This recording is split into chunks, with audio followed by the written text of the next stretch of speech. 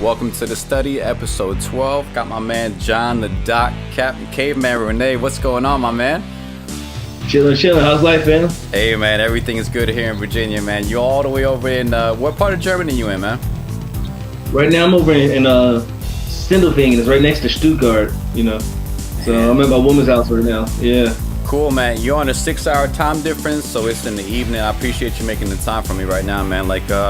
I wanted to let the people know, man, because I've been really impressed with what I've been seeing with your posts online, man. Because a lot of trainers and fitness people in general, with this day and age of social media and YouTube and everything, they get to broadcast their programs, their promotion online without the need of big time marketing and things like that. So I feel like this day and age we're really free to promote whatever it is we're doing, whether it's music and art and athletics, man. So I really wanted to take this opportunity to help get a little bit of shine on what you're doing. I heard you got a fight coming up, so let's get right into it, man. You're originally from, yeah, of course, man. You're originally from Virginia, man. I knew you since back in the day, and you've been doing big things, and you've always been into athletics, man. How did you wind up in Germany? Oh, so long story short, after I got out of high school, I ended up meeting one girl who's German, right? And she was part of this thing called the au pair program. So I had this good idea. I was like, you know what? If I join the army, they can send me to Germany. And they did. 6 months after we broke up. Oh. That's how it happened. So yeah, I ended up joining the army and everything. And then after I joined the army, then yeah, it's pretty much stayed out here. That's what's up, man. I see you got a guest with you there too. Say hi, Mia. Hey, Mia, what's going on? Papa doing his thing, man. That's what's up. She's beautiful, man. So you balancing the career and father thing, man. That's a hell of a thing, man. Oh yeah, got to. It's the only way. Yeah, man. All right. Do you have you got time in Germany, man? Are you fluent now? I'm not fluent, but I speak it pretty well. That's what's up. But the problem is I forgot Spanish. That's all right, man. I got you. We're gonna do some tutorial with Spanish, man. All I know is danke. I can say danke. That's about it, man. But you, my man, you've been into, for the people who don't know, man, you've been into athletics for a long time. I've seen you play football. I've seen you on a basketball court. I've seen you in the weight room, man. You've always been real dedicated in athletics. And athletics, I mean, a person could be real cynical and say sports is just sports. It's not a means to anywhere. But there's a discipline behind athletics. Whether it's tennis, ice skating, football, there's a thing about showing up and being consistent, and that's really been something that I've been really impressed with you, man. As far as sports, where did that come from for you? Where did you get your drive for athletics and performance? Okay, actually I got a little bit from you. So when I was younger, when we first was in middle school, right? I noticed you was real disciplined with doing the rap thing and everything, because I used to use talent because I could just freestyle, but I wasn't practicing. But I noticed you would sit and practice and stuff. I was like, man, I ain't doing that. But I saw the work that you got from practicing. I was like, man, okay, well, you're doing this much work and you got this much stuff done and it's so much easier. So I said, you know what, let me apply that to sports. And then I started applying the hard work more than talent and everything. And then I started receiving my goals a lot easier and stuff. And then once you see something works, you don't change it. You just fix it and do more and more. So I just start working harder. Yeah. And start plays. Yeah. Damn, bro, I appreciate that. Cause I remember being in ninth grade at Mount Vernon. I tried out for the freshman basketball team. That was too much damn running for me. The level of discipline. Yeah, I remember that. Yeah, the level of discipline for the teams to really make those cuts. I mean, cause I still love playing for fun, but that level of dedication, the showing up for practice, the making sure you're on par with your grades, that was too much for me, and I felt a lot of people really took to that and really committed to it, and you were one of those cats, man. Yeah. Well, also that's on my father's side, we Haitian Dominican, and we're actually not allowed to quit. So they kind of teach us you have to die before you quit. I hear you, man. I hear you. It's one thing if you don't make it, but if you say you quit, then yeah, my family they ain't having that. So I was like, oh, okay, so because I thought about quitting many times. I was like, man, if I just pass out, I don't have to do this no more. But I couldn't quit, so I just never learned how to quit. So, that's serious. That's really respectable, dog. I understand you served in the United States Armed Forces in the Army, correct? Yep. Talk a little bit about your experience and like how that not just shaped you as an athlete, but how has that affected you as a person, as a father, as an athlete overall? Okay, so what the Army taught me is how to deal with loss and how to really appreciate life and everything. Because I started as a combat medic and everything, and then when you're young, you think you know the whole world. Then you actually go to combat, and I went to combat twice, once for 13 months, once for 18 months and stuff. So I was like really on frontline action and stuff. You know what I'm Wow. saying? And I went through like a lot of bad stuff. I thought stuff was bad at home, but I didn't realize how bad it was. And seeing how people really living in the war zone, but they still remain happy. So that really said, like, if they can be happy where like all this bad stuff happening every day, then we can be happy in the first world, and that just showed me like, hey, I can really appreciate life. And then in the Army, like, this could be your brother right here, and he gets blown up, and you don't see him when he's not there.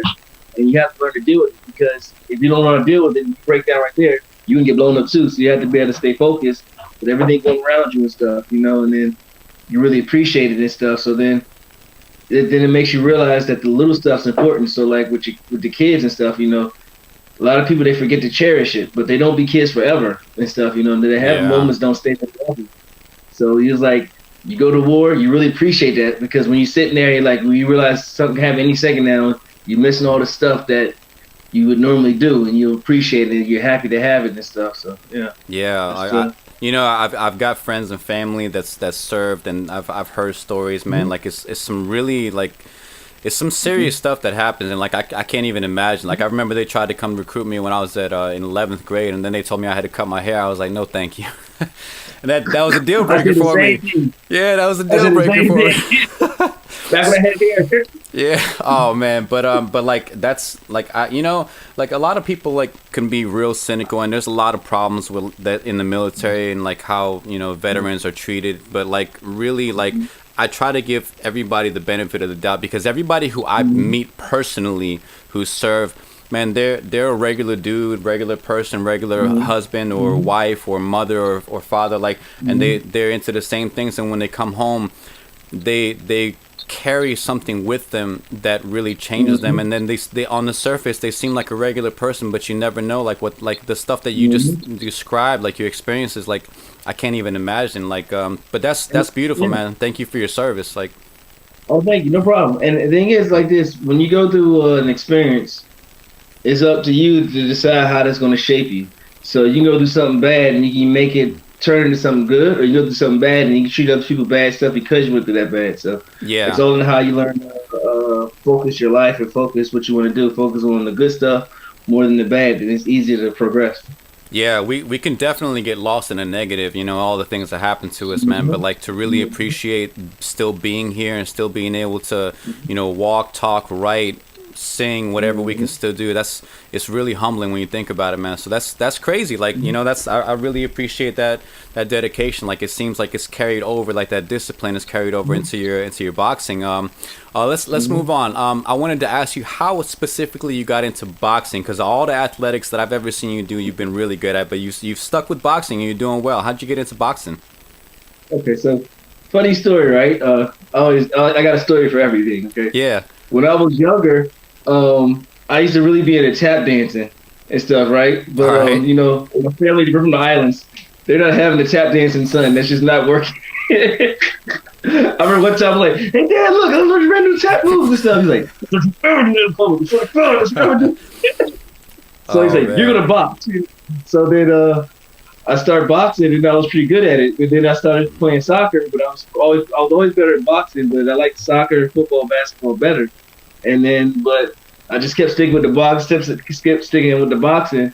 And then when I got out of high school, I was like, you know what? Let me just do this serious, And then before you know it, doors start opening up for me and everything. And then right when things got at the right moment, I joined the Army, and they kind of put me behind for a couple years.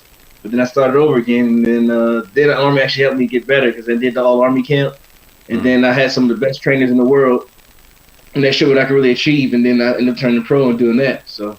Wow. Yeah. That's big, man. It's a hard thing to even get in the ring and perform in there, but like to go pro, and it's like really like that's dedication, man. I got a lot of respect for that. So you joined joined the Army when you were here in the States. When did you get to Germany? What year was that? I got to Germany in July 2007. It was 4th of July weekend. Oh wow, down to the T. That's cool, man. Well, whatever took you there, man. It seems like you're doing well, man. Do you have, staying on the topic of boxing, do you have any favorite boxers, like past, present, amateur or professional that you like to watch? Okay, so like I like to watch Emmanuel Augustus. He's known as the boxer drunken master. If you ever watch him fight, he's always dancing and he's moving the whole time. But if you really watch how he does, he does some amazing moves. And of course, I like watching Roy Jones Jr. I like watching. That's my favorite fighter, Sugar Ray Leonard. His coach was the first coach to coach me. His name is Eugene Hunt Underhue. That was the guy who used to coach me also. And then Louis Duval. He's in Las Vegas with Mayweather teams, but he's the coach when I was in the Bronx and stuff. So he actually showed me like how to fight properly and everything. But I watched their fights. And Pernell Whitaker is another fighter. Him and Guillermo Rigondeaux. And that's probably like I learned the most about from watching him. So I kind of combine all their styles and make mine.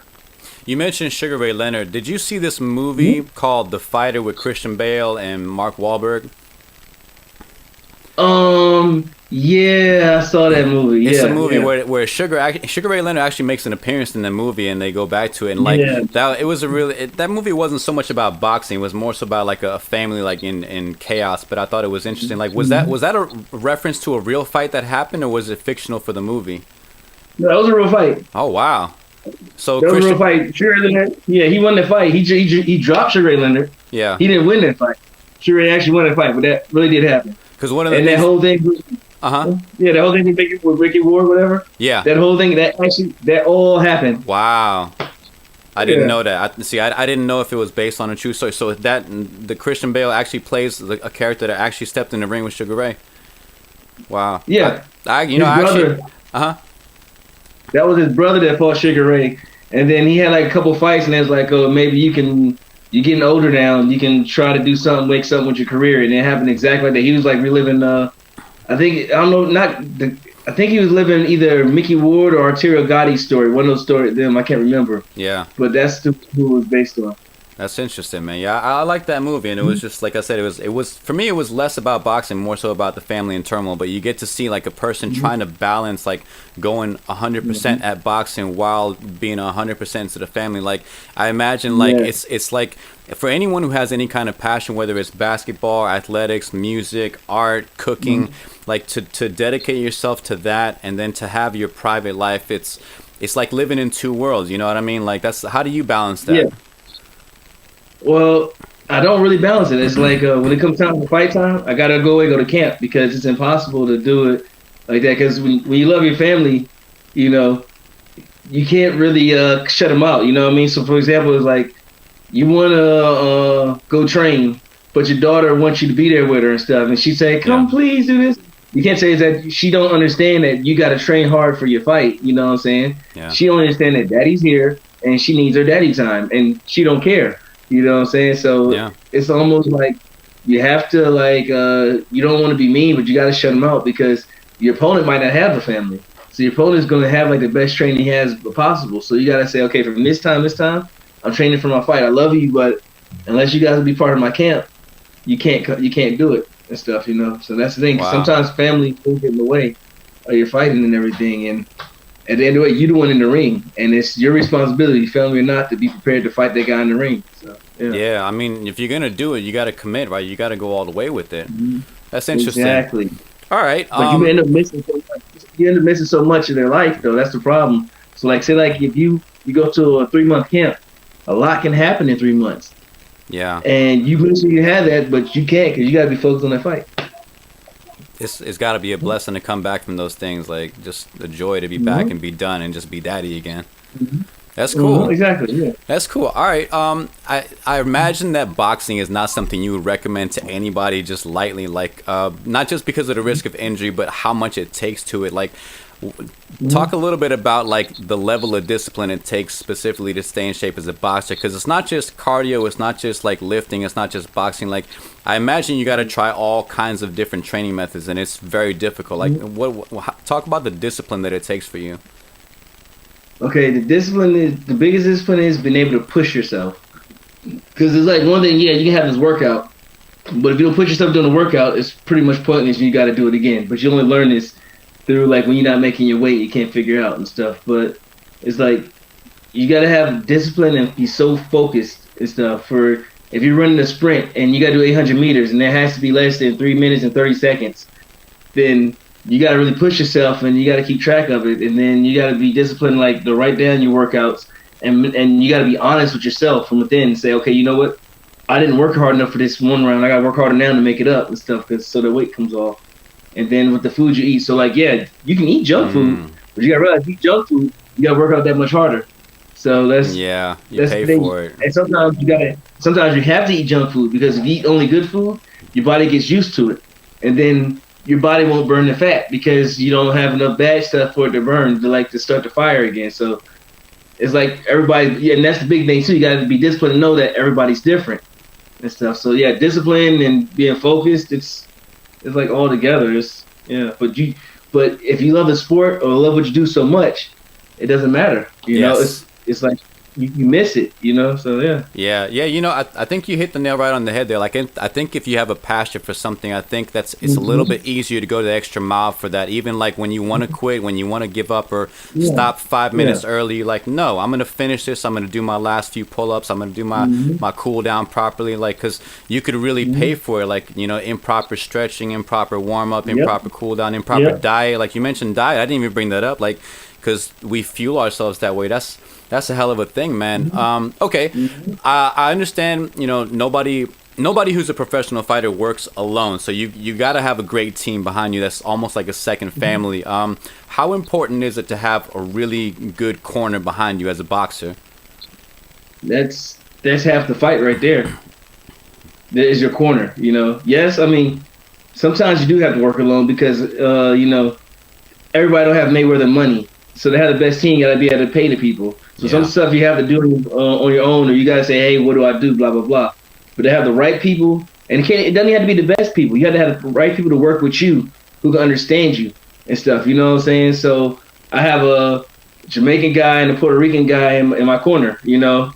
And the reason why is because the Jamaican guy, sometimes he can speak Islander English and I can understand it better than regular English, like if I'm tired, or sometimes the words in Spanish will come in clearer than English words and stuff, you know. Just, you know what I mean? It's just because like when you're excited, you see it in Spanish, your body is more in the rhythm, you know. You react quicker than when it comes out in English, you know what I'm saying? That's why we watch soccer in Spanish, you know. So, yes. You know what I'm saying? So it's like that. So it's like, and then you got to have the people you got to have the one person be like calm and say, this is how you need to do.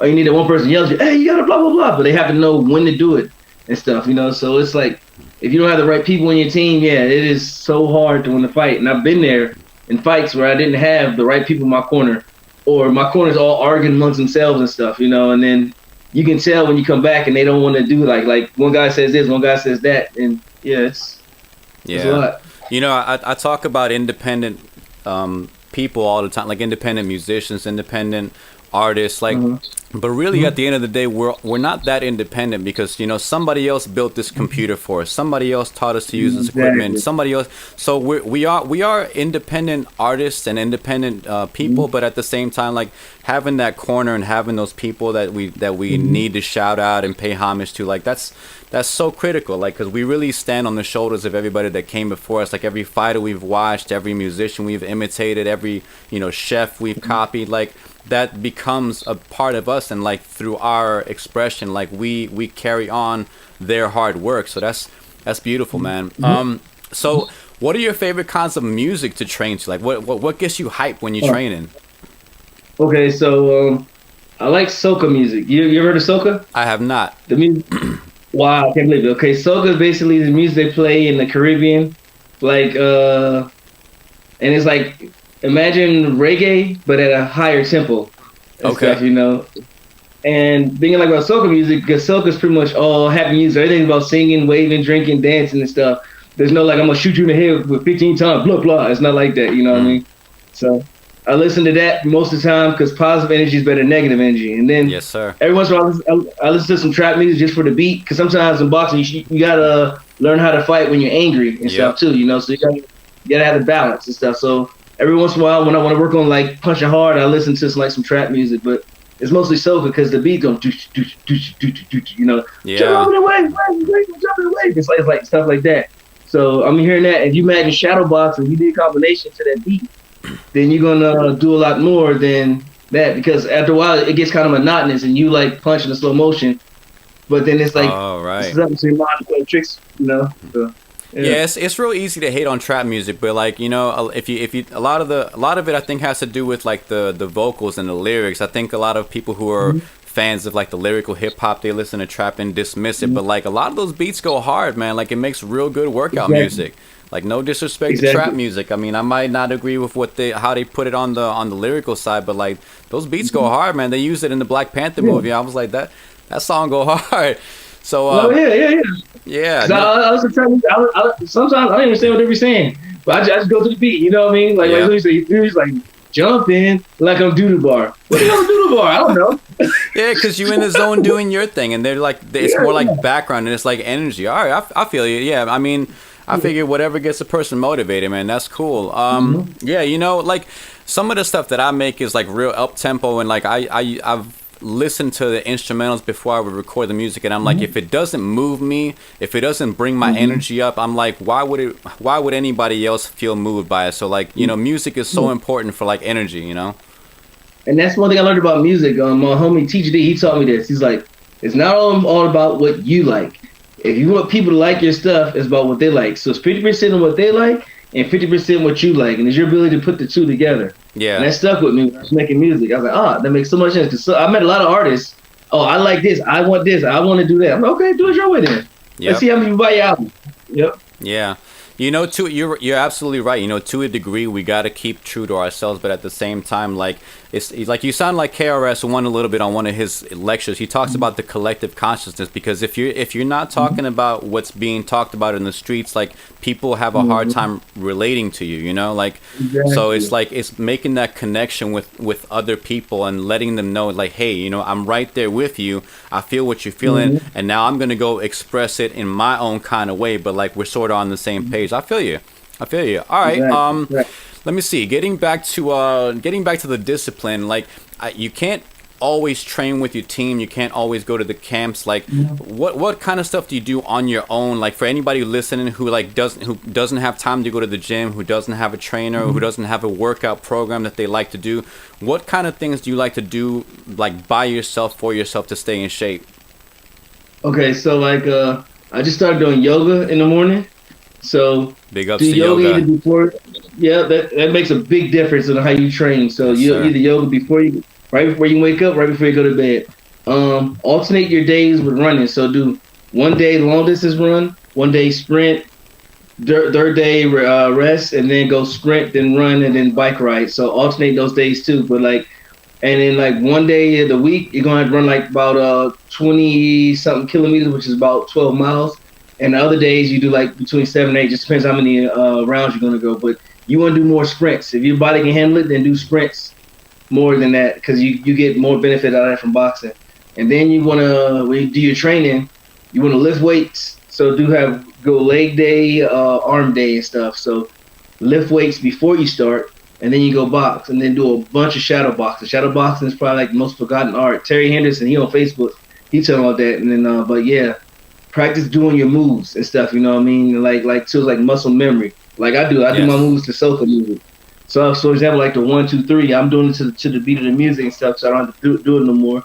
And I think of a combination, and then that I want to do defense, offense. So I'll do offense, defense, or vice versa. So practice on defense and offense and defense, and doing that with combinations and stuff. That's basically what you do on your own, and then have certain rounds where you practice punching as quick as you can, and practice punching as hard as you can. Because a lot of people don't do that. They don't go to the ring and practice each shot. So I'm gonna practice a straight shot as hard as I can to muscle failure, uppercut as hard as I can to muscle failure, but you can't do power every day. You can't do speed every day. You got to alternate and stuff. Yeah, because plateauing, you know, I did the P90X programs back before they were popular, like back in 2008, and that really worked out for me. And I think what worked best about it for me is the diversity. It's like you never did the same thing on the same day. Like you got 7 different days of different workouts, and like it really targets your weak spots. And I think sometimes we get comfortable as athletes and as people in general, we get comfortable with what we know, what we're good at, and we forget to hit our weak spots, you know? Like, all right, have you speaking of boxing and training, like I heard Muhammad Ali one time talk about he learned a punch from, I forgot the name of the punch, from Grandmaster June Ree.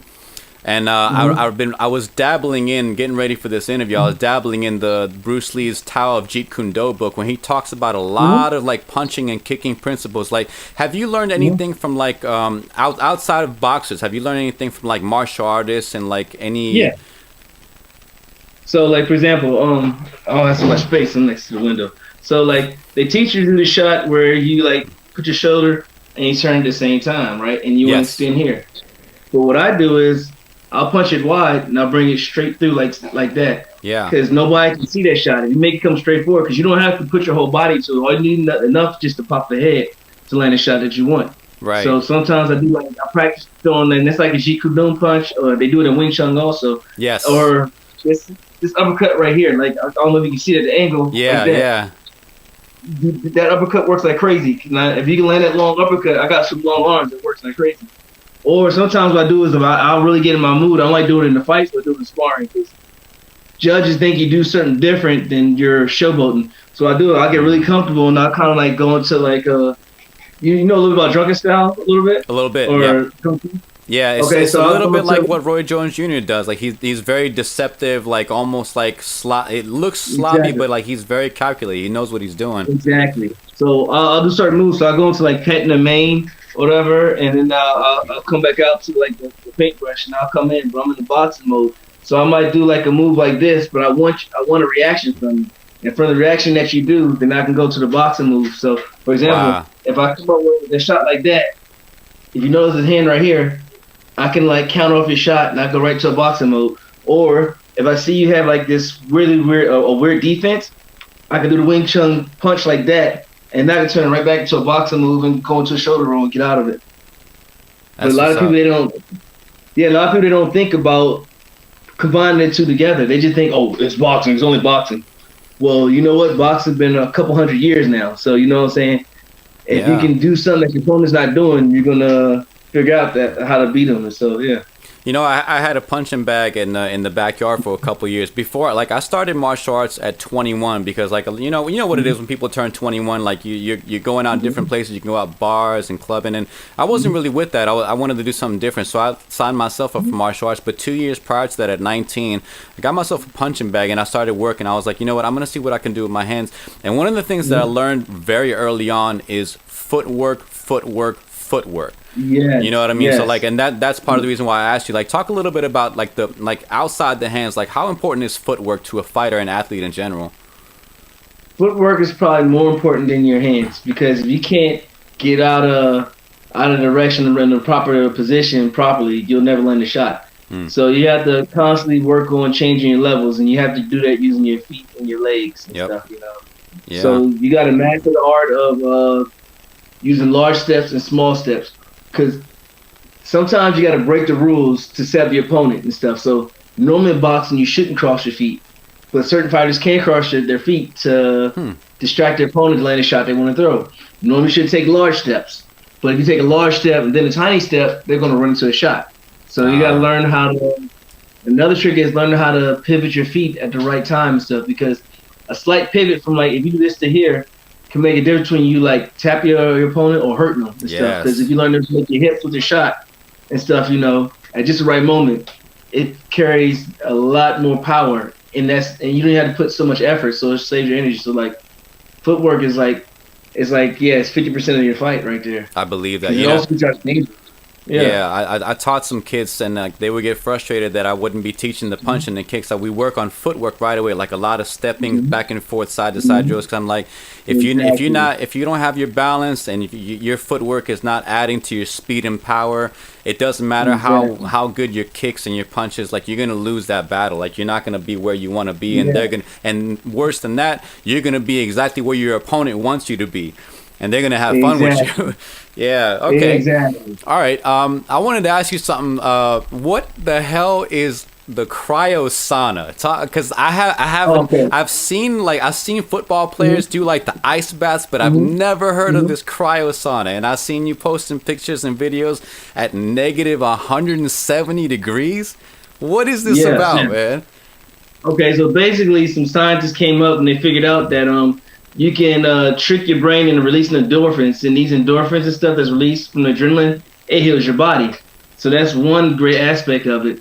And then the other aspect is like, not only it helps your body regenerate itself, it helps you burn calories. So by itself, you're going to burn 500 calories in this like 3 minutes. And if you can take it even colder, you can burn like maybe 1,000 calories and you lose fat.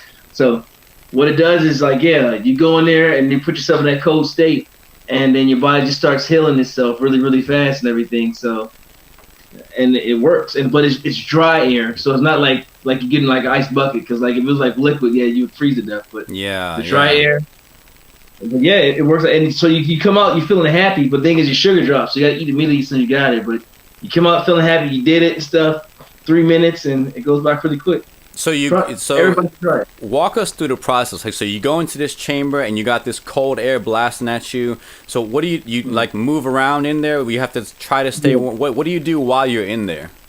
Okay, so you go in there like, okay, it's best to be as naked as possible, but I'm not gonna freeze my boys, so I'm going in with underwear. And I always wear a hat because I hate freezing and stuff. So I always wear a hat, and then they got like these they're kind of like fur Uggs. You put that on, so you know what I mean? Right. Only the local widows, they can go there and with nothing on it, but not us. So you know what I mean. So you get in there, right? And first you feel like it lifts you up so your head's above the clouds because you don't want to inhale the cold air, and the air comes on. So if you watch it going down, it'll mess with your head. But if you don't watch it, you just gotta keep your mind focused and stuff, and you feel the air going in. So next thing you know, it's like a negative 100 degrees. But you gotta keep moving. As long as you keep moving, you're good.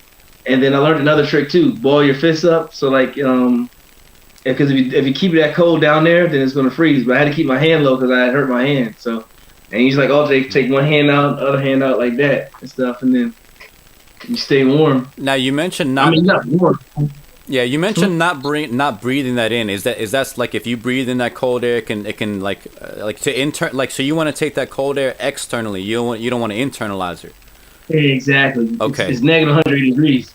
It's dry ice, so you don't want to inhale that stuff. Wow. Now you talked about it like releasing endorphins and healing. I've heard, and again, like I wanted to take I took a semester at Nova, and I was pissed because they wouldn't let me take the sports nutrition class that I wanted. They made me take a basic PE class, and that was frustrating because I really want to get to the science of healing and really pushing yourself to the limit. Like I've only really ever heard of like cold and ice to like reduce post-workout stress, but you're not talking about post-workout, you're talking about like actual regenerating, like healing. Well, no, it does both, but it does at a better level. Okay. So for example, like whatever like the ice bath does, it does in 3 minutes. So you can sit in the ice bath for 30 minutes to an hour, or you can sit in this one for 3 minutes. Wow. But since it does it at such a fast rate, it does it better and stuff. You know what I mean? Because you don't have to worry about hypothermia in 3 minutes, but you do have to worry about hypothermia in the ice bath and everything. So the ice bath is more for like anti-swelling, but being that it freezes your body so quick that you got more than just the anti-swelling events, and then you got the regeneration. Because when it sends a shock to your brain sends the signals through the axons and the dendrites to say, okay, start fix now, fix everything. When everything's coming through the adrenaline, it's patching everything up, you know. So. Wow. So for all those of us who don't have access to a cryosauna, what is close to the equivalent? Like walking outside on a cold day in your t-shirt and shorts, or is there nothing? Because you're talking negative 100. I can't even imagine how a person would do that outside of that cryosauna. Like, Wow. There's no way to do it outside that cross sauna. You gotta use the ice bath. I wouldn't recommend joining the polar bear swim club. Like, hey, yeah, I wouldn't do that. Go. Yeah. And maybe, you can't. Maybe if you're in the Alps. And I was gonna say, and you can't wait for snow and cold weather because I mean it's all seasonal. But like, man, you're talking about some like really like next level hardcore training, and that's the professional in you. Like, you really got to push yourself if you're gonna step into the ring. If you're gonna do this, and like you're going for the win, you're going for the records. Like, you got to try this hard stuff, man. Like it's really respectable, man. Yeah, we're in our 30s now, so our body don't regenerate like back when we were 16. You know what I'm saying? So yeah, got them knees. Exactly. I used to be like a freak of nature. I was like, man, I heal super fast and stuff. And then I'm like, man, I'm not healing as fast as I used to. I was still playing football and like, you know, for the teams out here and stuff, you know. And then I was like, man, the injuries, they would heal, but they wouldn't heal properly. So I was like, you know what? I'm seeing all these other fighters do this. Let me try that. Like, hey, you know what? It actually works. So how'd you get into yoga? Like what? Because like for me, like yoga was one of my harder things to learn because I wasn't that flexible for a long time. And then when I started doing yoga, I really saw my flexibility go to like new limits. Like how does stretching and yoga help as a boxer? The first time I got into it, I had a neck injury. I had a herniated disc in C4 and C5. Oh wow! And then they told me I wouldn't be able to box for at least a year. I was like, no, there's got to be a better way. And the stuff that was helping me, the physical therapy was helping, but I started doing the yoga stuff. I said, you know what, I'm gonna try this. And I noticed when I did the yoga stuff, I was healing faster. I was like, okay, cool. But the thing is, I'm still not flexible. I was like the most unflexible person ever. Like I remember like in school, I couldn't never meet Arnold Schwarzenegger when they did the PE thing. Right. I couldn't never do sit and reach. I set records in everything, but sit and reach, I could never do it. But then one time I seen this one page that said boxing yoga, and I said, oh, let me try that. And then I was like, wow. And that started making a big difference. I started doing the boxing yoga and give me that core strength at the right areas. And then my daughter, she likes it. You know, I showed it to her, and then she reminded me, hey, let's do boxing yoga. So of course, you know, you do it more. Yeah, man. So all you athletes listening, man, stretch it out, man. Stretch it out. All right. How did you get the nick? Because I like the nickname that you use, Captain Caveman and the Doc. I love that cartoon show from when I was a kid. How'd you get that nickname? Okay, so Doc came from when me being a combat medic. So that's what they call you. They call you Doc. It's quick. Captain Caveman came because when I was in the All Army boxing camp and stuff, I used to have this punch, this overhand shot I used to throw, like a club punch, you know. And they said like I'm bringing a club and everything. And then I remember one day like I didn't make weight, and the coach made me run like 6 miles, and he was driving behind me in the car, and I had to go up a mountain. You know what I'm saying, to like the area, and we were in like they call it the Canyon Run, you know what I mean? But we ran all the way to the top of the mountain and stuff, and now I wasn't tired, you know what I mean? And they're just like, man, it's like you really cool. So they say, you know, yeah, that's Captain Caveman, because I had these green socks too that was like really worn out, like I always wear those. So then they say, you know what? They start calling me Captain Caveman. They gave me like the stick I had to carry, so it kind of stuck with me. So I had John and Doc and Captain Caveman. That's cool, man. Yeah, man, that's what's up. That's like running up a mountain and all that stuff, man. Like, wow, like that was the worst day ever. Like, okay, so why? I gotta tell you about this one. So we go to All Army camp, right? What they don't tell you is that you competing for spots with the people from the World Class Athlete Program. These people are some of the best boxers in the world, but they're in the Army, so they have the best training facilities. So you think you're gonna fight some other Army guy? No, you're fighting these people who should be in the Olympics, who's gonna be like the next world champion fighters and stuff. So I get there in camp, and then I'm not knowing this, you know, I'm green. I get there, and I'm like, you know, trying to fight these guys. And then I remember in the morning I was running, I had a Zoom. I dropped my Zoom, tripped and fell, and hit a cactus, bow. And I had all down my face, side of my body, needles, everything. So then after that happened, then I was sparring with this dude named Sammy Vasquez. And Sammy Vasquez was beating the fuck out of me. This dude was ranked number 3 in the world. And I didn't know this, you know, I'm just like, because he's just a normal dude. And the coach like, man, I'm so ashamed of you. How can you do this? I thought you was better fighting that. I'm thinking, this motherfucker 3 in the world. How did, you know, what do you expect? So, and then we had to do weigh-in that day. And I was like 0.4 pounds overweight. And the coach like, see, you're not even disciplined. You're not even thinking about the whole team. I don't have time to be training you. Get your stuff. And he made me run there and came back. And then I was sparring the same dude again. And I'm like trying to fight him and stuff. And I was just so tired. I was like, shoot, for the love of God, just knock me out and let him hit me. Cool. Then they get knocked out. I was like, well, that didn't work. Now my face just hurt. You know. Oh man. So what's your What's your? I'm sorry. Go ahead. No, that's after that. Then I just realized, oh, okay, well, if I make it through this day, my one buddy Blackwell, he's like, you know what? You just had a bad day. That's all it. Because we just named everything that happened that whole day, and ever since then, I just been strong, and I can survive everything. Well, lost 10 pounds that day. We learn from those kinds of experiences, man. Like, because every comedian bombs, every boxer loses a fight, everybody who gets on a stage like doesn't do their best every time. So, wow, man, like that's you're talking really hardcore training, man. And that goes back to like the army days. You said you were training with the army then. That's cool. Yep. All right, getting back to martial arts, what's your, because you're doing boxing, but I imagine you still enjoy a lot of sports. What's your thoughts on MMA? Not necessarily UFC, but like the whole like shebang bang. Okay, so this is what I remember about MMA. I like about MMA. MMA is cool because you can do whatever sport style you want and put it in the ring. But what I don't like is they don't have a proper amateur program. So you have people dominating the sport who shouldn't dominate the sport. You know what I mean? Because like, if you look at it, anybody who boxes, they end up beating everybody for a while. So they run to a guy who can take a shot and ground and pound them and stuff, you know? Yeah. So, or you have somebody who kickboxes really well and nobody beats the guy, and so they run to somebody ground and pound. You got somebody who can ground and pound really well, but he can't beat the guy who does that. So if they had a proper amateur program, MMA would be a better sport and everything. But it's an art by itself, you know? I mean, I think those guys are tough. I mean, I'll train it, but I will never do it professional. You know what I mean? Because I don't think getting elbowed and knees and stuff, you don't last so long like that. You know what I mean? No. But that's some tough dudes. Like, you know, they tell me, they say boxing's hard. I'm like, no, it's not compared to what you guys do. Because like boxing, if I get tired, I can dance around. Ooh, take a deep breath.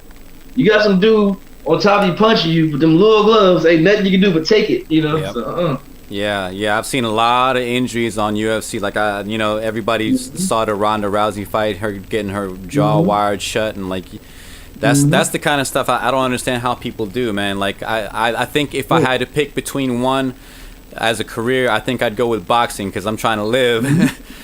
Exactly. Yeah, I'm trying to make it to the next day. All right.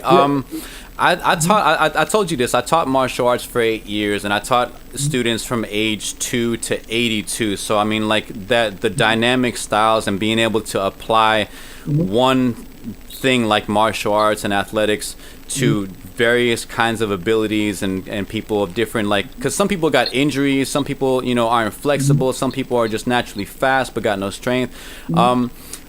Talk about boxing and teaching to kids, because a person could be real cynical and say that well, you're teaching them how to be violent, but like I lived the experience of like how like really this stuff for me, from my way of looking at it, like really teaches the opposite of violence. Like a person, from the way I see it, a person who knows their strength and knows that they can be dangerous is less likely to do that to a person, you know. So what are your thoughts on like teaching boxing and to kids, not just as a sport, but like as a way of building confidence and like really getting a person like out there in the world and be like, you know what, I can cause a lot of damage, but I choose not to. Like, what's your thoughts on that? I think it's important to teach kids how to do sports like boxing, kickboxing, or even MMA, because if you got somebody who knows, like you said, knows what they can do, they're going to warn you. They're going to tell you they don't want to hurt you because they know they can. And a lot less people will get shot and stabbed because they know how to fight. So they're not going to pick up a gun, or they're not going to pick up a knife because they know they can just handle you in the streets and stuff, or they can choke you to make the person stop and everything. You know, and if the other person knows how to fight, they're going to go to the gym, learn how to train, and go to fight back and stuff. But we got these next generation of people who don't want to train and do the easy way out and stuff, so they can't fight. So that's why they stab and they shoot people. And but kids can learn this. Important. Like, people can understand it at a young age. Yeah, I mean, you got some people, they want to learn to fight just so they can hurt somebody.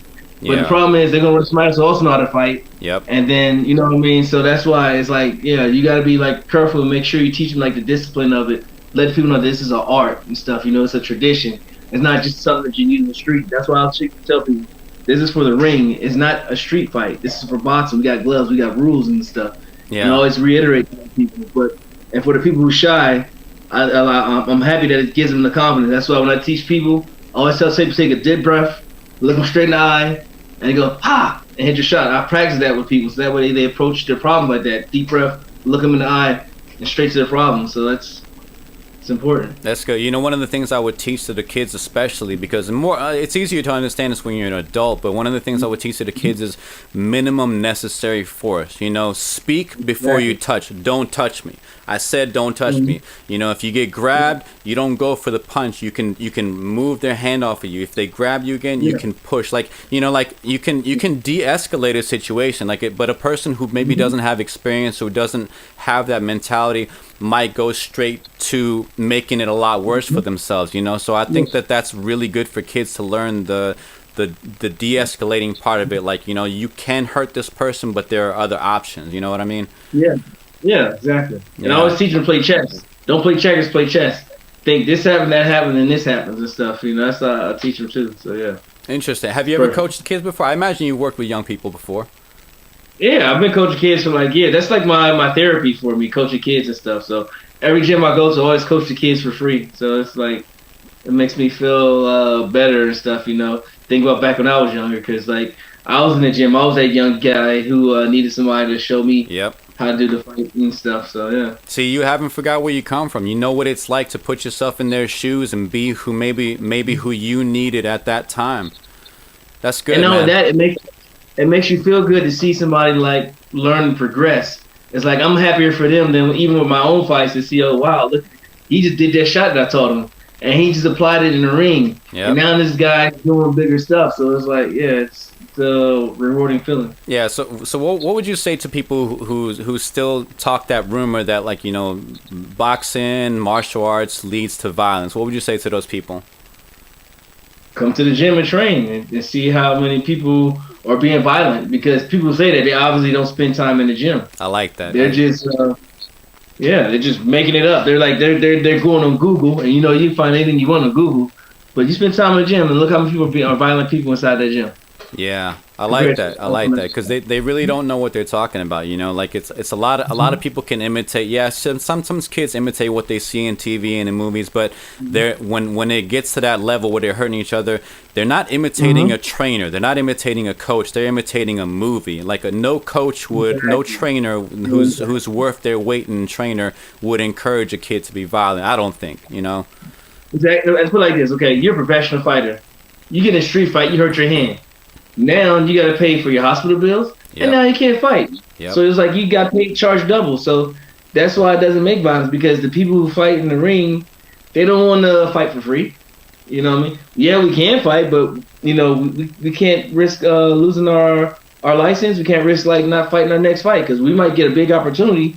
But we done missed out because now we got labeled as a troublemaker, or we done broke our hands fighting the street fight. Yeah. Yeah, see, you know, our bodies aren't gonna last forever, you know, like, but I can imagine like one day when when you're done with your own career, I can see you going a long time, like really, like maybe even running a gym and like teaching these kids like how to really handle themselves, like in a positive way. Like I could see you doing this for a long time, and a lot of kids really benefiting from your experience, man. So big ups to you for doing that, man. Seriously. Appreciate it. Let's move on. I understand you have a fight coming up next month. For those of us in the States, again, you're in Germany. How can people here tune in or see like a recap, including like maybe? I mean, I'm sure you're gonna post photos, and I don't know if there are like legalities behind like you can't post this video, and no, you can't record, and it's got to be our broadcast. How can people here in the States tune in or live stream, or is there gonna be a video of your fight coming up? I'm gonna have a live stream on the fight. I'm just gonna go live. I mean, we learned in the Army it's better to ask for forgiveness and permission sometimes. I got you. So shout out any link, like where can people go to get? I mean, I'm gonna put the links in the comment section too. I think on fight.tv 24 is gonna be shown on and stuff. Okay. I gotta look at it for sure.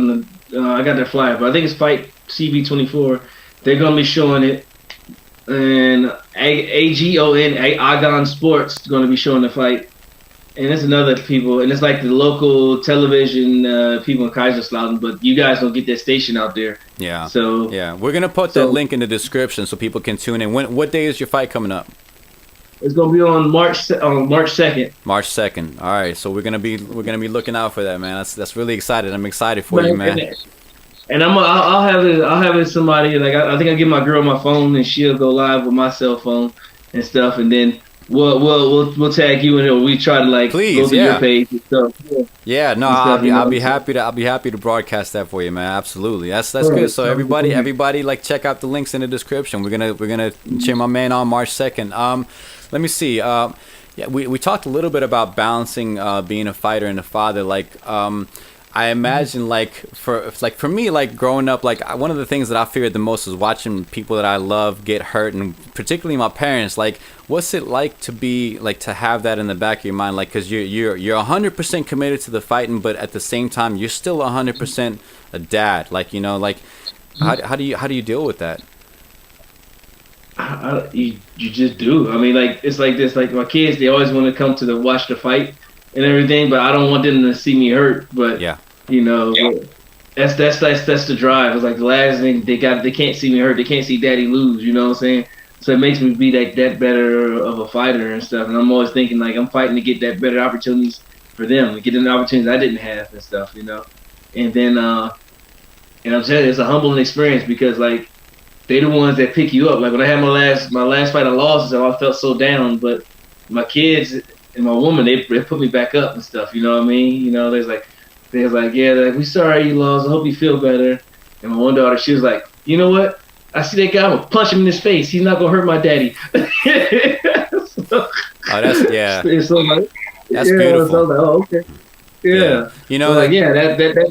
That made me feel better. Good for you, man. Because like I imagine it'd be different if it was just you and then that it was like all career mode. But you got this career, but then you get to come back to something that's more maybe even better. Like there's nothing like family. So you got you got the double benefit. You got this awesome career going, and then you got wonderful family. Like you got the best of both worlds, man. I'm real happy for you. Thank you. Let me see. I wanted to ask you about the Rocky movies. What do you think of those movies?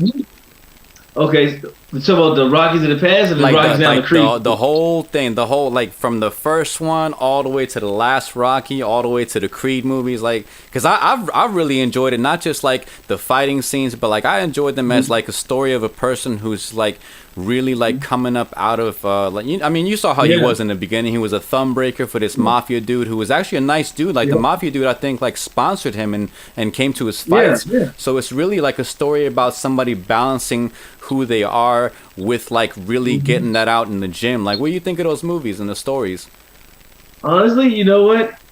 Rockies is like the only movie that I don't mind seeing, like Rocky Part 10, Rocky Part 11. You know what I mean? It's one of the movies that can keep going on, Like some movies like, oh, here is Friday Night 13th Part 26. Here we go, same old person. But yeah, it's like that. He does a real good job of like telling the story, and he shows it from like a fighter's perspective, like how it actually happens. You know what I'm saying? Yeah, and like that's the great thing about it. Some of my favorite scenes is not even in the ring. Like I remember in Rocky 3 where Mr. T comes in and he's like tearing him apart. Like one of the scenes was where he's on the beach with Adrian and he's talking to Adrian, and Adrian's like, she gets real loud with him, real tough with him, and then like she humbles the shit out of him, and he's like, how you get so tough? And she responds to him, because I live with a fighter. You know what I mean? So So I like seeing like the dynamic between him and his woman, man. So are you enjoying the Creed movies? Of course, I'm enjoying the Creed movies, and I haven't seen that one part two. I haven't seen part two, so no spoilers for me. Oh, okay, okay. So we just talking about the first one. Okay. The first Creed, that's exactly how it happens for a fighter. That was like the great storyline and everything. Southpaw has a better storyline, but Creed is very realistic. Exactly how it would happen and stuff in that situation and stuff. It's like great movie. I love the movie and stuff. You know. So yeah. You're the second person this month who's talked to me about Southpaw. I gotta watch that too. I'm gonna add that to the list. I gotta check that out. I like Southpaw because he has my personality a bit and stuff. So like like sometimes I have a problem with somebody. I sit and cuss him out, threaten to kill him, and I come back. I'm sorry. I didn't mean that. Blah blah blah. But it's. Well, that's one of the things about being a fighter or doing MMA in general. Like you have to be in touch with a certain dark side, because you have to know you have to know how to cause injury, because like one of the things about getting hurt, when we get hurt, even as young kids, we learn immediately that, wow, I can feel pain, and not only can I feel pain, but I can make somebody else feel this pain. You know, so we have to be very in touch with it, with the dark side of ourselves. The way like an investigator or detective has to learn how to think like a criminal. You know, we got to be in touch with a little bit of that dark side and keep that monster under control. You know what I mean? Yeah. Yeah, it's like this. Yeah, like when you fighting somebody and you don't even think about you're gonna hurt them and stuff. Like you can actually kill somebody if you really think about it. But like you hit the guy, he sees bleeding, the blood's come out his face. You think, you know what? I gotta finish this guy off before he gets me. You know what I'm saying? But in the real life, you like thinking, oh man, I could kill this dude. You know? But you thinking, boom, if I hit this guy and he goes to sleep, good. I won the fight. You know? So your goal isn't to kill him, but you know. But you gotta have that point where the switch comes on. Like if he dies, so be it. I have to win this fight because it's either him or me, and it's not gonna be me. That's how you gotta think about it. But your goal is to win, but you have to get on that level because that guy, he's coming to kill you. You know, that's the best way to look at it. You know, and why am I gonna die so he can live? You know, it's that's how that, I don't know. That's but the other thing is, okay, you have the other side. If you fight angry, how many punches you gonna throw fighting angry? Maybe 10. You have nothing in. So you got to be able to know when to turn the switch on, know when to turn the switch off. Because if you have like the flow, like where it's like you're calm and you react the way that you want to react, because maybe he wants you to go crazy so you can throw these certain combinations against you, so he can see. Because like if you're angry, you do this. You see how your muscles flinching? When you're calm, you can't see the muscles flinch, and then you're a whole lot less predictable. Right. So, yeah, you stay loose when you're calm. Like I'm, you know, you've, as long as I've known you, man, you've always had this like real calm and like happy energy. Like I've never seen you like lose your temper. I've never seen you be a hothead. I imagine in your career and in your lifetime, you've seen maybe some people like maybe they couldn't keep it under control. Maybe they got anger management issues, and the fighting side maybe gets the better of them. Like how hard, like boxing and sports aside, like. How important is it for people in general to learn how to not only like get in touch with that monster, that dark side inside of us, but like to keep it under control in like our everyday life? It's more important because every second of anger takes off 10 minutes of your life. That's the best way to look at it and everything. And if you always stay angry and everything, you can get a heart attack, aneurysm like that. Your body's just gonna shut down and stuff, you know. So but it's like. I don't know. You gotta do whatever you gotta do to learn to calm yourself, and it makes you enjoy life that much more. I mean, I get angry sometimes too. It's like that 0.00099%, and when I get angry, I snap. You know, but it's just that little bit and stuff. You know, because everybody has a point where you gotta let it out. And stuff. Yeah, absolutely. I mean, I can't believe a person. I don't think I could trust a person who says, "Oh, I never get angry. Or I don't feel any anxiety." I don't think that's a person that's being real honest with themselves. You know? Yeah. Because everybody has it and stuff. But if you keep it calm. You know how to like calm yourself and everything. I promise you, life becomes so much more enjoyable. You know, and we're living in the day and age of social media and instant gratification and you know, cyberbullying. Like, so this day and age leaves no shortage of things to get upset about. Like, not just like with politics and things that's going on in the world, but like people in our own lives, or just like, you know, the way people target a total stranger on social media and just will say nasty things. Like, this day and age really gives us a lot of reasons to get angry and anxious. So I feel like now more than ever is a great time for people to understand that, you know, hey, it's okay to get pissed, it's okay to get angry, it's okay to have anxiety, as long as you're going about handling it a certain way and not letting it get the best of you. You know what I mean? What advice do you have for let's start with adults, and then we'll get to kids. What advice would you have for like adults in their 20s to 30s or 40s who are like, you know, in that career age for dealing with anxiety? Okay, as far as dealing with anxiety, I go with like laws of attraction. So what you speak, that's what you're going to attract to yourself. And because you can like speak into existence. So you keep saying like the world's bad, this person's bad, you're attracting bad stuff. Think about the good stuff.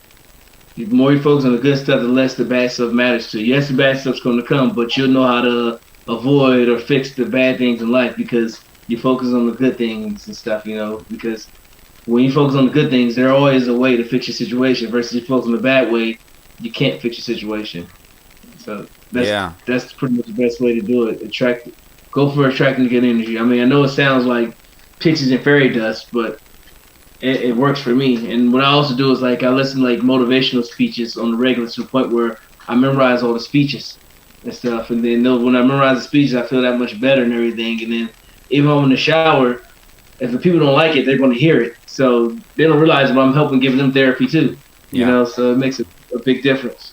Cool. And like, you know, because grown people, we have a little bit more of a mechanism to be able to distinguish between action and consequence. Like, we know if we do this stupid thing, that could cost us our job, that could cost us our relationship. We could end up in jail because we're over 18. But like for young people, and I'm talking like grade school to middle school, maybe even high school, you know, because like they're not of legal age. They could still considered a minor. Like, what would you say to young people, and maybe especially for like parents listening, what would maybe they can say to young people who don't know about long-term consequence the way that adults do? Like, what might you say to young people about, hey, you know, like, don't let this kind of stuff get the best of you when you're feeling angry? Okay, so for young people, don't make a temporary problem become a permanent problem. You know, because that can happen in just the blink of an eye. Because they are charging young kids who get angry as they're adults and stuff. The last thing you want to be is that one kid say, I coulda, shoulda, woulda. And yes, they got teenagers in jails doing 25, 30, 40, 50 years and stuff, you know what I mean? Because they can throw the books at them just to make an example, because that's what they do in election years. They want to make an example of somebody. Spend less time on social media looking for problems. Spend time on social media looking for solutions. And then if you look for solutions on your timeline, you're going to get solutions to everything and stuff, you know? Because it could be a bad thing, it could be a good thing. Because we know you're going to be on Instagram and Facebook, but what's going to be on your timeline?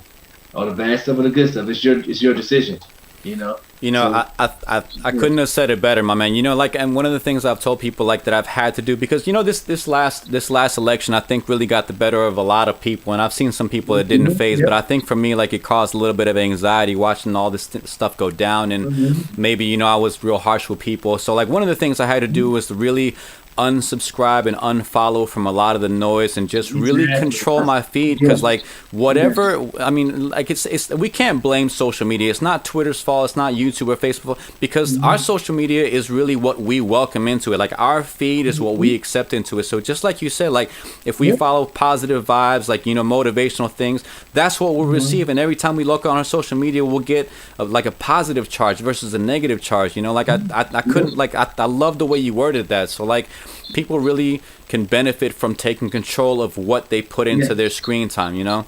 Yeah. That's beautiful. All right. You can't tell people, okay, don't use computers and do blah that, because this day and age, everything's done with your cell phone, you know? Yeah. The cell phone's more powerful than the computers now, so you got to. So control it. You can do it. Yeah, I mean, I think we only benefit so much from avoiding it 100%, because a lot of this technology, a lot of social media can really do good for us, whether we're starting small businesses or looking for solutions to complex problems. I think social media can be a beautiful thing. It doesn't have to be chaotic and noisy. All right, so let's just real quick before we wrap up, let's talk about the fight you got coming up real quick. For the people in your hometown, where can they go to get tickets? Where can they go to see the event? Okay, the tickets, they're like very few left, but I got 30 tickets coming in. After that, I don't have any more. Good luck. But all right, the ticket to fight will be in Kaiserslautern. That's known as K-Town. At this place called the Fruchthalle. It's downtown Kaiserslautern. It's within the KMC community. So like, there's about 7 military bases in the area. So a lot of Americans going to be there. It's going to be a great time. My homie JJ Brooklyn Beast, Puerto Rican guy out of Brooklyn. He's going to be the DJ that night. They're going to have a fight and after party. There's going to be about 10 fights. A couple of them going to be world title fights and everything. So this will be an action-packed night and everything. We got everything from heavyweights to super flyweights. So it's going to be really good. It's going to be on TV. It's going to be on internet TV. A packed house. I got an after party at the event, and then my friends going to after party for me in the same area. So I'm excited. Can't wait. Hey man, I'm excited for you. You've got a lot to do between now and then. You got training, you got family, you've got a lot of things you got to do, man. I wish you the best, man. For everybody watching, don't forget to check the links in the description. Watch that fight on March 2nd. Hey, we got to do this again sometime, man. Like, it's real nice talking to you and hearing about your experiences and shit. So I appreciate you being here on the study. Maybe on the weigh-in at the weigh-in we can go live and stuff. You know, that'd be like a good idea and stuff. So Yeah, you go live, I'll share that. I'll make sure that my audience can see it too. perfect. Sounds like a good plan, bro. All right, John. Let me. You wanna shout out any social media? Where can people find you on Instagram, Facebook, or whatever? Instagram, just type in John Roland Rene or B_real353, and then you guys can find me there. Facebook, the same thing. You can look up John Roland Rene. I'm the younger one because my dad got the same name, but you'll see the difference. All right. So I got like that fan page or whatever. But send me a message because my regular page is full. I got 5,000 friends, but send me a message on my fan page or community page, and I can get in contact with everybody because I get like loads of messages all the time. That's the best way to connect with me, Instagram, Facebook. And like shout out to Ben Lee. They and First Punch, that's the promotion company I work with, and Ben Lee, they give me all this cool stuff and everything. They got like nice gear and everything. That's the people I work with. And then who else? I guess yeah, Luis Rivera, he has his own clothing line. He's also my corner man. And Michael Schmidt, that's my cut man. And yeah, that's pretty much it, I guess. And yeah, and Team Caveman, that's my gear.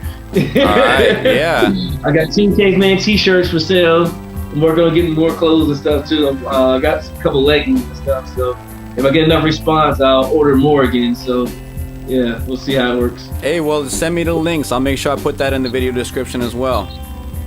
Thanks, man. Appreciate it big time. Hey, I thank you for being here. You know, tell the family I said what's up, and good luck on March 2nd, man. I really hope the best for you, and let's do this again sometime. Hell yeah, appreciate it big time. Thanks. All right, thanks everybody for tuning in. John Roland Rene, the Doc, Caveman. March 2nd is going down. Peace.